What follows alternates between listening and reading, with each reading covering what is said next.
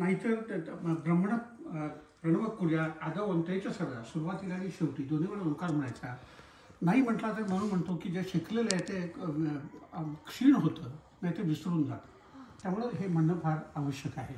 ओंकार सुरू आपण ओम नमो भगवते वासुदेवाय म्हणतो, ओम नमः शिवाय म्हणतो, त्यामुळे ओम सुरुवातीला आपण नेहमी म्हणतो.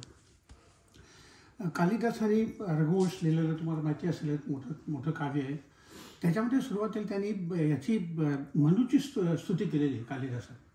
तो त्याच्यामध्ये कालिदास म्हणतो की वैवस्वतो मुनिर्नाम माननीय मनीषिणा. वैवस्वत नावाचा मनू, ज्याला खूप विद्वान लोक सगळे त्याचा आदर करायचे, तो जगातला पहिला राजा होता. आसीन महिक्षिता माध्य, महिक्षित म्हणजे राजा, आद्य म्हणजे पहिला. प्रणव छंदसाम्य, प्रणव म्हणजे ओम. पूर्वी ओमला शब्द प्रणव होता. प्रणव हा शब्द प्र आणि नु या दोन याच्यापासून बनलेला आहे. नु म्हणजे टू प्रेज आणि प्र म्हणजे बिफोर. त्यामुळे काही म्हणण्याच्या आधी ज्याची आपण स्तुती करतो तो ओम. आणि ओम हा शब्द त्याला नंतर आला, आधी त्याला प्रणव म्हणायचे. ह्याच्यामध्ये तैत्तिरीय आरण्यकामध्ये वगैरे प्रणव म्हटलेलं आहे त्याला. आणि त्याच्यात सुरुवात अशी होती की ते जेव्हा यज्ञ चालू असायचा तेव्हा एक यज्ञामध्ये 4 ऋत्विज असतात, तुम्हाला माहिती असेल. होता, उद्गाता, अध्वर्यू आणि ब्रह्मा असे 4 ऋत्विज असतात, ब्राह्मण असतात. सो होता जेव्हा काही म्हणेल त्याला उत्तर म्हणून अध्वर्यू तो त्याला ओम म्हणायचा. प्रणवाच्या म्हणजे ओम म्हणायला लागले ते त्याला. आणि इंटरेस्टिंग कसं बा, ओम आणि आम हा जवळचा शब्द आहे. आम म्हणजे येस. आणि आता आमेन आपण घेतलं याच्यामध्ये ख्रिश्चन धर्मातलं, ते पण म्हणतात आमेन म्हणजे काय, सो बी इट, तसं हो. तसं त्याच्यामध्ये तो भटजी म्हणायला लागले की ओम म्हणजे तसं हो म्हटलं असं ओम. इंटरेस्टिंग म्हणजे आमचा इथला नातू जो आहे तो जेव्हा बोलायला लागला सुरुवातीला तेव्हा तो त्याला हवा असतं येस म्हणायला, तो आम म्हणायचा. आता आम्ही वाडी हा दिस केव्हा, कारण आम हा संस्कृत शब्द आहे. आमची घरात संस्कृत काही बोलत नाही घरात काय, पण म्हणजे he started saying um to say yes for some reason. तर असं ओंकाराला फार अनन्यसाधारण महत्त्व आहे. अनेक उपनिषदामध्ये ओमची महती गायलेली आहे. याच्यामध्ये तुम्हाला कठोपनिषद ऐकून माहिती असेल बऱ्याच लोकांना. कठोपनिषदामध्ये यम नचिकेताला सांगतो ओमचं इम्पॉर्टन्स काय आहे. त्याची एकदा स्टोरी मी तुम्हाला एके दिवशी सांगेन. कठोपनिषदाची नचिकेता आणि यम यांचा जो संवाद आहे तो फार इंटरेस्टिंग संवाद आहे. एका दिवशी आपण बोलू त्याच्याबद्दल. पण त्याच्यात तो ज्याला नचिकेताला म्हणतो सर्व वेदा यत पदम आमनंती, म्हणजे सर्व वेद ज्याची स्तुती करतात, ज्याला महत्त्व देतात, प्रत्येकजण संग्रहण ब्रवीमी ओम इथे, ते मी तुला ज्याच्यासाठी लोक ब्रह्मचर्य पाळतात, ज्याच्यासाठी शिकतात, हे ओम कळण्यासाठी तर हे तुला मी संक्षेपानं सांगतो, ते म्हणजे ओम, असं यमनचिकेताला सांगतो. आणि तो म्हणतो एतत् आलंबनम श्रेष्ठ. आलंबन म्हणजे आधार, म्हणजे हा, कारण ओम हे काय, हे साधन आहे आणि साध्य आहे.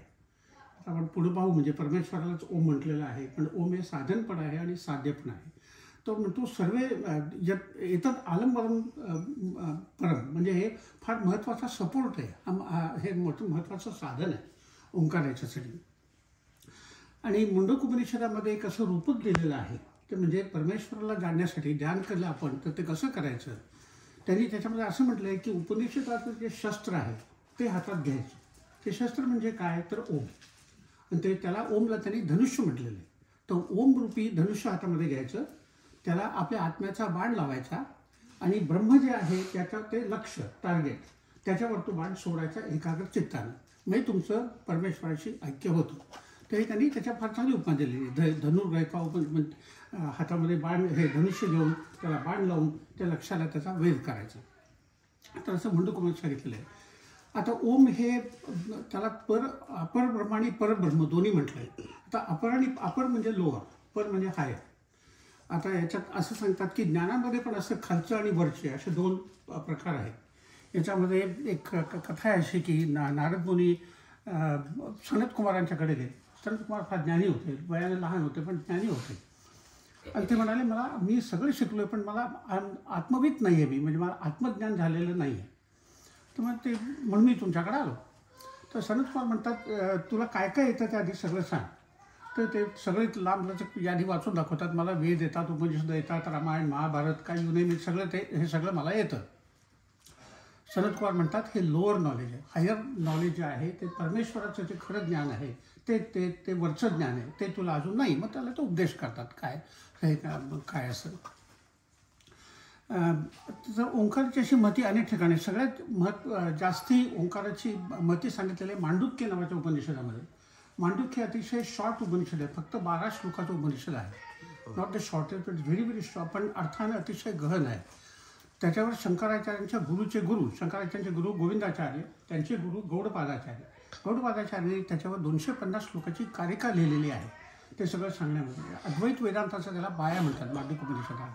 त्याचे फक्त 12 श्लोकाचं आहे. त्याच्यामध्ये त्यांनी काय केलेलं आहे की आपल्या आत्म्याच्या 4 अवस्था किंवा आपल्या 4 अवस्था म्हणजे जागृती, स्वप्न, सुषुप्ती आणि त्याच्या पलीकडची जी आहे त्याला तुर्या. तुर्या म्हणजे फोर्थ ही जी अवस्था आहे. तर ह्या 4चं त्यांनी ओंकाराशी हे संलग्न ओंकाराशी कम्पेअर केलं की त्याची बांधिलकी दाखवली ओंकाराशी. ओंकाराला 4 मात्रा आहेत. आता मात्रा म्हणजे युनिट ऑफ अ मीटर.